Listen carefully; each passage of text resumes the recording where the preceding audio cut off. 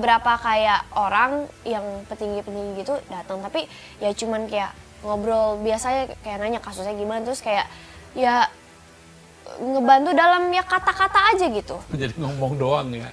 Iya gitu. Mau nyari keadilan gitu-gitu sebenarnya dia kalau ngikutin yang jahat sebenarnya lebih enak gitu loh. Ya kalau ngebela yang jahat tuh pengacara lebih enak jahat, gitu ya. Lebih enak daripada ngebela yang kecil, tapi yang kecil kan tertindas gitu loh. Kenapa yakin ya kalau papa dikriminalkan? Nah itu coba dijawab. Jadi pertama-tama kasusnya kan tentang papaku alamatnya dipakai. Alamat kantornya dipakai buat kliennya waktu dulu bikin taruh di KTP itu ada alamatnya papa aku. Terus dia buat KTP itu dia ajuin klaim ke asuransi. Nah, terus papa aku sekarang dipenjarain karena yang kasus itu yang KTP itu alamatnya dipakai. Kita mengadakan demo hari ini karena sistem hukum di Indonesia sudah bobrok. Hukum di Indonesia sedang tidak baik-baik saja. Harus ada orang yang berani berbicara untuk mengubah hukum yang berantakan. Ayah saya adalah salah satu dari sedikit orang banyak yang berani untuk mengubah sistem hukum yang berantakan. Namun banyak oknum dari kejaksaan yang tidak suka. Karena itu mereka takut kepada ayah saya, tidak berani untuk melayang sendiri, dan mereka memakai tangan kotor untuk meroyok. Sekarang kalau saya lihat, hukum di Indonesia ini bukan dipakai untuk menegakkan keadilan, tapi hanya dipakai sebagai alat politik. Orang yang nggak punya uang dan kekuasaan, atau mereka tidak viral, mereka tidak bisa mendapatkan keadilan. Izin, nama saya Ismail Bono, pangkat Aibtu NRP 76040298. Saat ini saya berdinas di Satinggakam Polresta Samarinda. Izin menyampaikan terkait adanya penambangan batu bara di wilayah Kalimantan Timur bahwa benar saya bekerja sebagai pengepul batu bara yang berasal dari konsesi tanpa izin dan kegiatan tersebut tidak dilengkapi surat izin penambangan.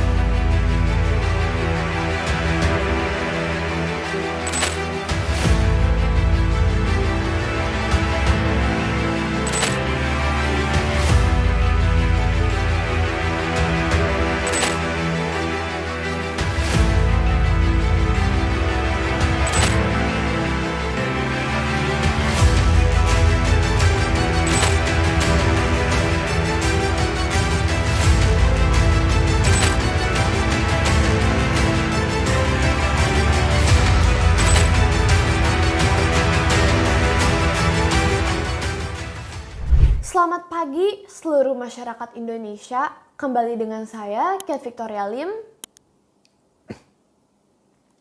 Pada kesempatan ini saya ingin membawakan dan membagi informasi serta mengulas berita yang beredar tentang dugaan oknum kejaksaan dalam perkara tambang ilegal dengan judul Oknum Kejagung Sarang Mafia Part 6. Modus oknum jaksa dalam kasus tambang ilegal. Sebelum saya mulai, saya tegaskan bahwa video ini berisi ulasan berita yang beredar di media serta opini hukum dan pendapat serta kritik saya sebagai masyarakat. Apabila pihak kejaksaan keberatan dan ingin menyanggah, bisa menghubungi pengurus Quotient TV untuk memberikan hak jawab serta sanggahan. Adapun kritik dan berita ini saya sampaikan agar masyarakat tahu lebih dalam tentang permainan oknum kejaksaan. Sekali lagi saya tegaskan, oknum yang saya bicarakan adalah oknum kejaksaan, bukan seluruh kejaksaan dan bukan ditujukan kepada jaksa yang baik. Sesuai teori mafia hukum yang dikemukakan oleh Mahfud MD, Menko Polhukam kita yang terhormat, oknum jaksa yang berdagang dan jual beli perkara itu ada. Nah, saya ingin membahas dan berbicara tentang oknum jaksa tersebut beserta modusnya. Akan saya kupas tuntas agar masyarakat bisa paham dan tahu persoalan hukum yang ada. Juga agar kejaksaan bisa membenahi oknum jaksa tersebut jika memang mau dibenahi. Kepada jaksa yang sensitif dan tidak bisa menerima, saya sarankan segera tutup dan menghentikan video ini agar tidak merusak hari Anda.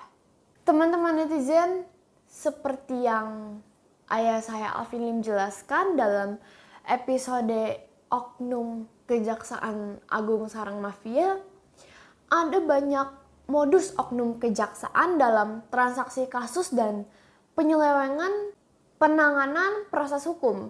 Kali ini saya akan membahas secara spesifik dugaan modus penyelewengan dalam kasus perkara tambang ilegal.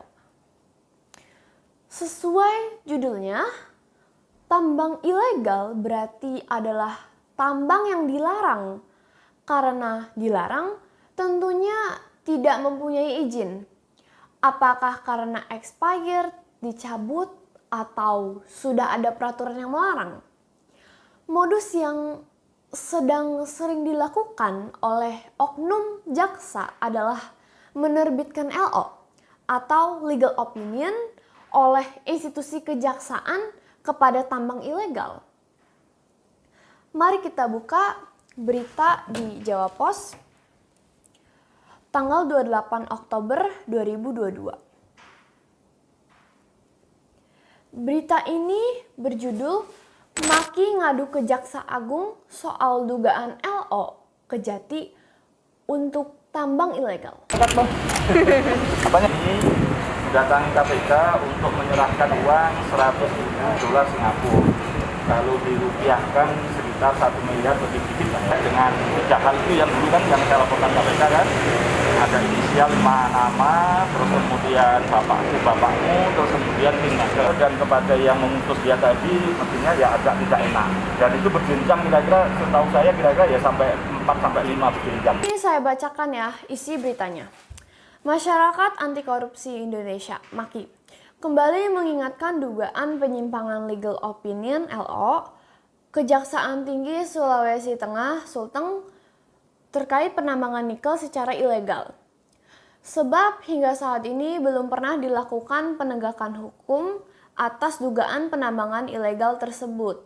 Untuk itu, MAKI telah melayangkan surat ke Jaksa Agung. Pada tanggal 26 Oktober 2022 telah menyampaikan surat kepada Bapak Jaksa Agung perihal pengaduan dugaan penyimpangan penerbitan legal opinion LO atas IUP penambangan nikel oleh Kejaksaan Tinggi Sulteng, kata Koordinator MAKI, Boyamin Saiman, melalui keterangan tertulisnya kepada Jawa Pos Jumat 2010. Menurut Boyamin, dugaan penambangan ilegal tersebut didasari oleh terbitnya surat LO dari Kejaksaan Tinggi Sulteng. Dari catatan MAKI, terdapat banyak perusahaan yang telah berakhir izinnya IUP kadaluarsa atau mati atau fiktif. Bahkan terdapat dugaan IUP dengan model backdate, ditanggali mundur. Namun diduga oknum penguasa tambang berani melakukan penambangan atas dasar LO yang diterbitkan oleh Kejati Sulteng. Kejaksaan Agung melalui Jamdatun dan Jamwas semestinya telah melakukan revisi dengan memberikan pendapat bahwa kejaksaan bukan merupakan lembaga terkait yang berwenang untuk menyatakan IUP atau IUPK telah memenuhi ketentuan sebagaimana dimaksud pasal 54 Permen ESDM nomor 26 tahun 2018, terang Boyamin. Ia menegaskan pendapat hukum kejaksaan merupakan pandangan hukum yang tidak bersifat mengikat apalagi dijadikan dasar penerbit izin-izin terkait penambangan oleh kepala daerah. MAKI meminta Kejaksaan Agung untuk memerintahkan pencabutan atas terbitnya LO Kejati Sulteng terkait IUP tambang nikel karena tidak berdasar ketentuan yang berlaku dan diduga terjadi penyimpangan. Kejaksaan Agung diminta untuk melakukan pemeriksaan khusus atas terbitnya LO Kejati Sulteng. Apabila diterbitkan bukti penyimpangan oleh oknum Kejati Sulteng, segera ditindaklanjuti dengan penegakan hukum tindak pidana korupsi. Selain itu, Maki juga meminta Kejaksaan Agung untuk melakukan penegakan hukum tindak pidana korupsi atas dugaan penambangan ilegal terhadap pihak perusahaan penambangan yang tidak memiliki izin sah dan memenuhi persyaratan. Jadi, berdasarkan pemberitaan tersebut, bisa disimpulkan bahwa ada dugaan penyalahgunaan legal opinion yang dikeluarkan oleh oknum Kejaksaan Tinggi, sehingga tambang ilegal yang seharusnya tidak beroperasi, akhirnya beroperasi.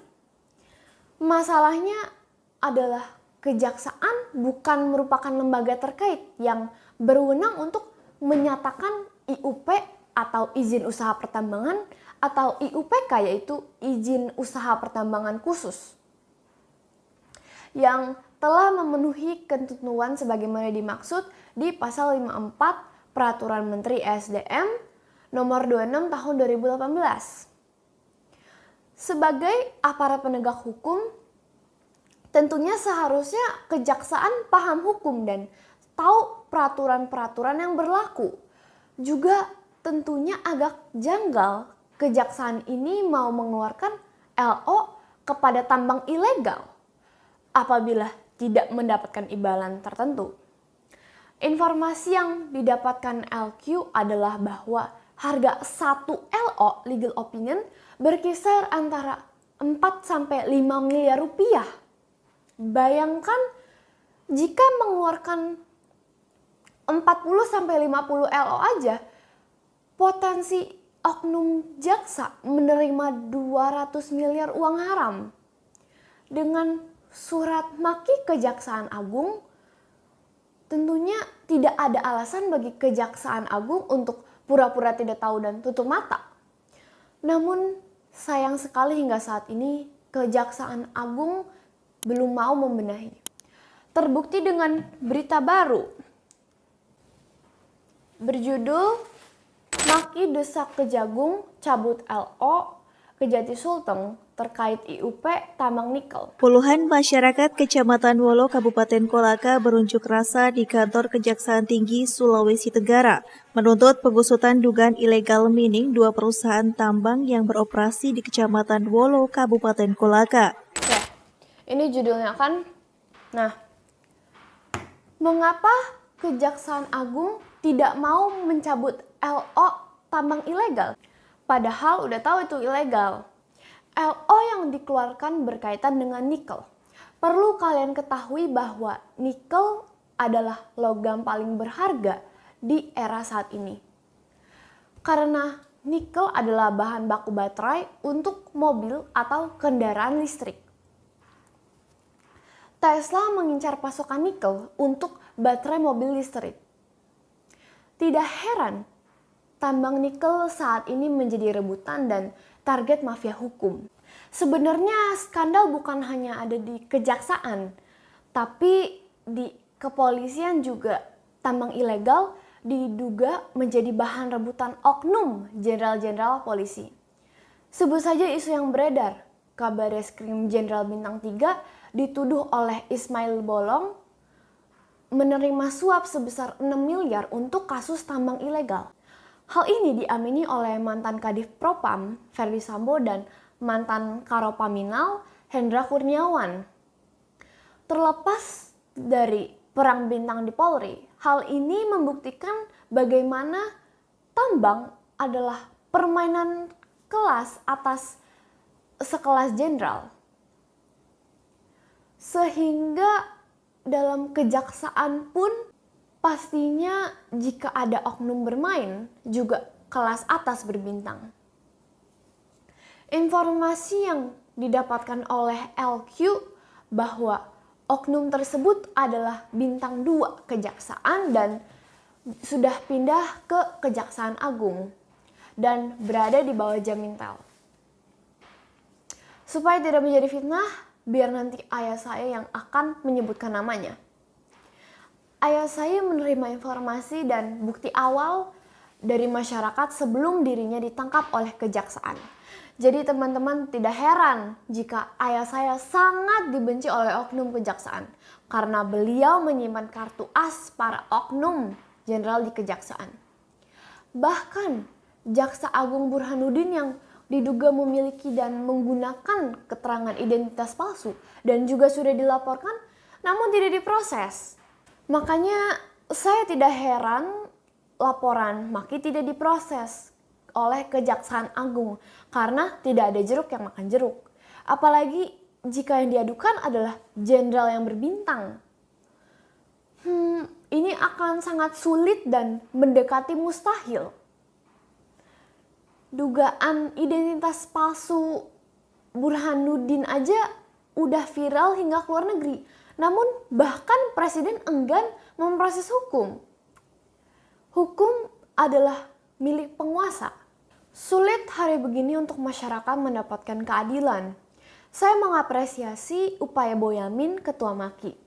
Namun saya pesimis perkara LO Legal Opinion akan ditindaklanjuti oleh Kejaksaan Agung. Karena jika oknum kejati beneran terima uang, tidak mungkin tidak setor ke atas. Itu berdasarkan teori mafia hukum. Bawahan selalu setor ke atasan, sehingga atasan melindungi oknum bawahan. Mafia hukum bermain rapi, namun ada dan real contohnya. Aspidum DKI Jakarta yang ditangkap KPK karena suap dan Jaksa Pinangki yang jelas terima dari Joko Chandra dan juga menyeret Jenderal Napoleon Bonaparte dalam mengaburkan buronan. Ini juga mengkonfirmasi bahwa dalam teori mafia hukum, oknum jaksa itu bekerja sama dengan oknum Polri. Oleh karena itu, agar penambang ilegal bisa melakukan kejahatan dengan leluasa, mereka memegang backingan oknum polisi, oknum jaksa, dan oknum hakim. Mari kita simak berita media online satu ini. Dari media online Kumparan tanggal 2 November 2022. Nih beritanya. Judulnya, bos tambang ilegal cuma dituntut sebulan penjara oleh Jaksa Kejati Jambi. Ini isi berita tersebut saya bacakan. Oke. Jaksa Penuntut Umum JPU Kejaksaan Tinggi Kejati Jambi cuman menuntut bos tambang ilegal Muhammad Yasin dengan hukuman 1 bulan penjara. Dari laman Sistem Informasi Penelusuran Perkara SIPP Pengadilan Negeri Jambi, surat tuntutan dibacakan JPU Kejati Jambi Sandra Francisca pada Selasa tanggal 1 bulan 11. Dalam surat tuntutan, JPU menuntut agar majelis hakim untuk menyatakan terdakwa Muhammad Yasin terbukti bersalah melakukan tindak pidana penambangan tanah izin. Tuntutan itu berdasarkan pasal yang didakwakan JPU, pasal 158 Undang-Undang Nomor 3 Tahun 2020 tentang perubahan atas Undang-Undang Nomor 4 Tahun 2009 tentang pertambangan mineral dan batu bara, pasal 38 Undang-Undang Nomor 11 Tahun 2020 tentang Cipta Kerja. JPU juga menuntut Muhammad Yasin agar dijatuhi hukuman 1 bulan penjara serta pidana denda sebesar Rp 5 juta. Menjatuhkan pidana terhadap diri terdakwa Muhammad Yasin dengan pidana penjara selama 1 bulan dikurangi selama terdakwa berada dalam tahanan dengan perintah terdakwa ditahan. Bunyi surat tuntutan JPU di hadapan majelis hakim dengan susunan hakim ketua Yandri Roni, hakim anggota Tetap Situngkir, dan hakim anggota Ade Hok Sujarwo. Nah, itu dia tuntutan jaksa 1 bulan untuk penambang ilegal. Coba kalian bayangkan, tambang ilegal yang merusak sumber daya alam Indonesia juga merusak iklim. Namun kejahatan tersebut cuma dikenakan 1 bulan.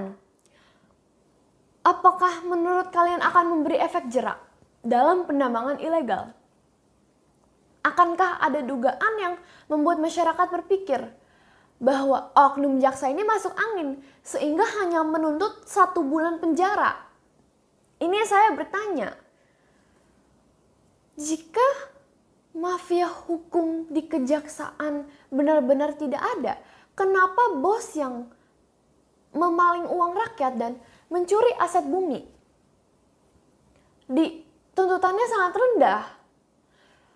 Tuntutan maling penambang ilegal yang merampok dan merusak sumber daya alam Indonesia hanya dituntut 1 bulan. Bahkan dalam kasus Pinangki yang terbukti menerima suap juga dituntut hanya 4 tahun sesuai minimum pasal tersebut. Sehingga Majelis Hakim PN sampai tidak sependapat dengan jaksa dan memvonis 10 tahun penjara dari kasus yang ada.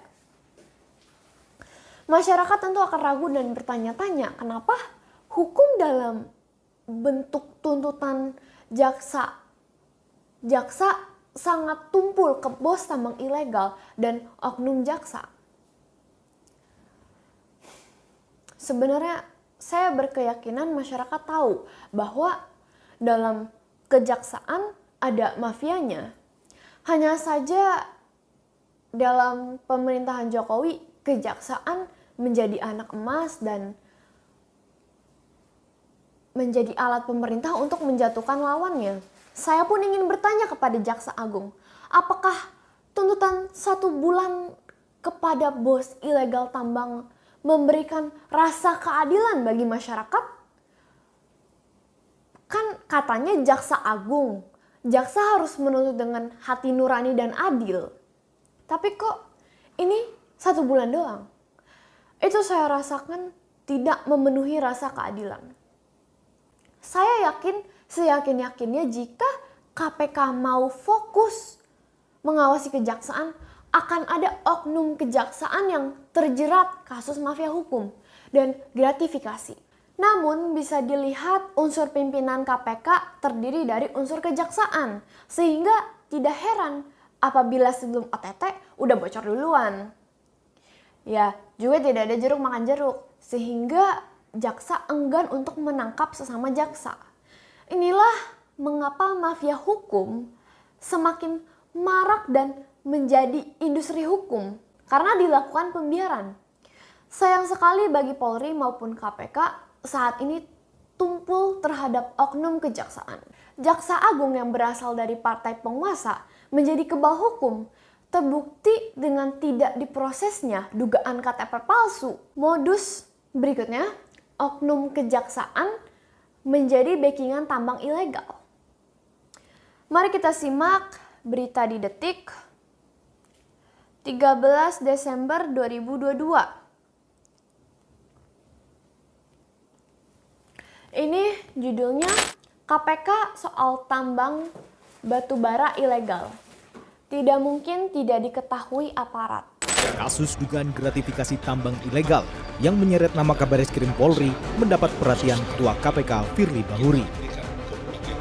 Firly menganggap kasus dugaan gratifikasi tambang ilegal harus disertai bukti-bukti yang cukup.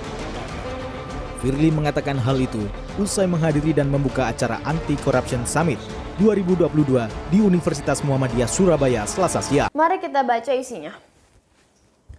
Wakil Ketua Komisi Pemberantasan Korupsi KPK, Alexander Marwata, buka-bukaan soal modus illegal mining alias tambang batu bara ilegal. Alex heran selama ini tambang ilegal sangat kelihatan sekali operasionalnya, namun tak kunjung diproses oleh aparat. Menurutnya, KPK dan Kementerian Keuangan sudah membentuk sistem tambang batu bara atau Simbara, yang menjadi sebuah layanan digital untuk perizinan pertambangan batu bara. Namun, nyatanya masih ada juga tambang ilegal yang beroperasi. KPK kerjakan banyak hal dengan Kemenku. Misalnya sistem ekspor batu bara Simbara. Apa selesaikan masalah di sana? Oh, ternyata tidak. Masih banyak yang illegal mining, mainnya sungguh cantik. Ungkap Alex dalam peringatan Hari Anti Korupsi di Kementerian Keuangan yang disiarkan virtual.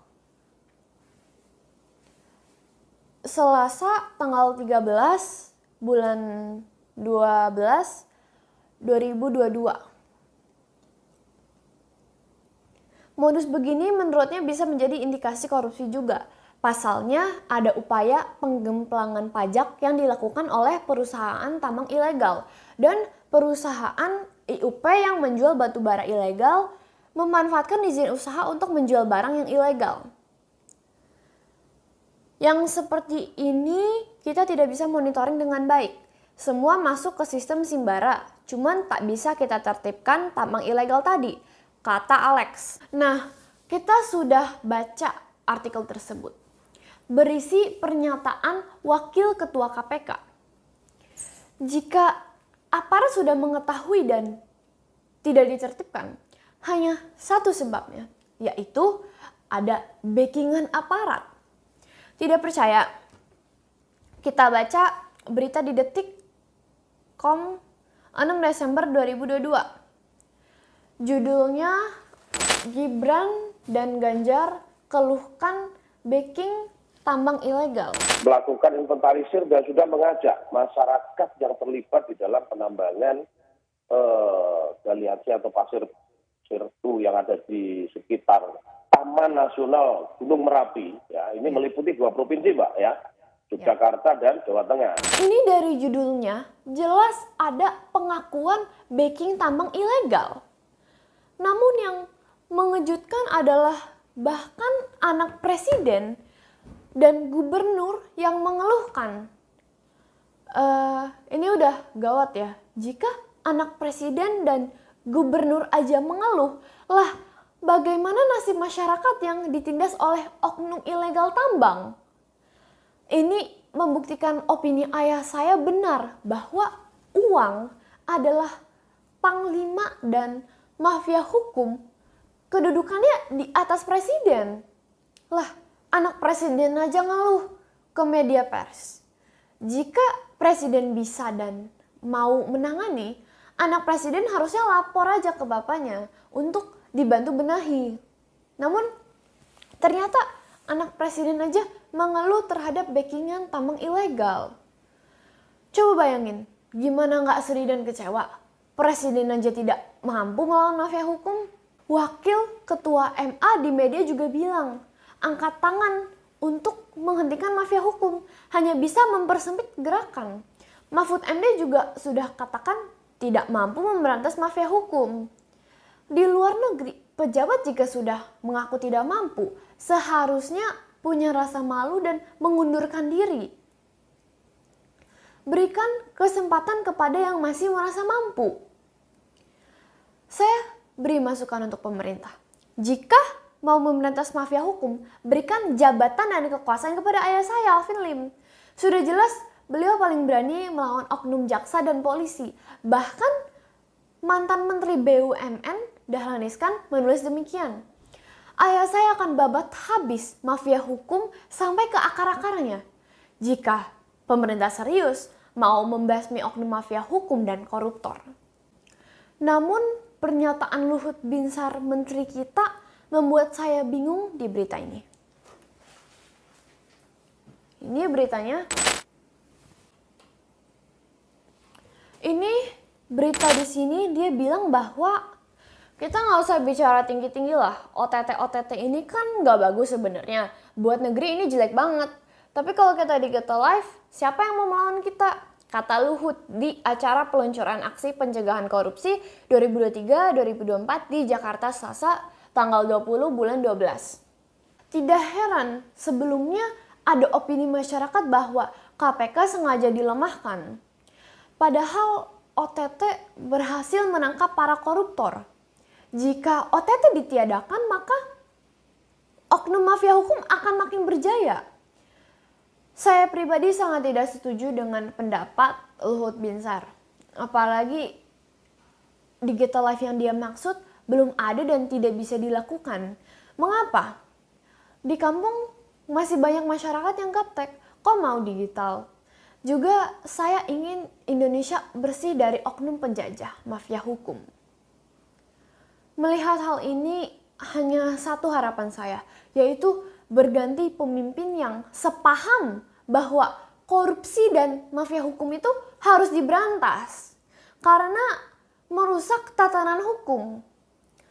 Tambang dan sumber daya alam Indonesia harus dijaga dan dirawat untuk anak cucu kita ke depannya.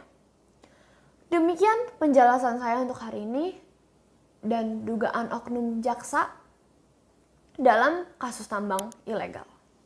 Semoga bisa berguna bagi masyarakat dan bisa paham lebih lagi. Terima kasih.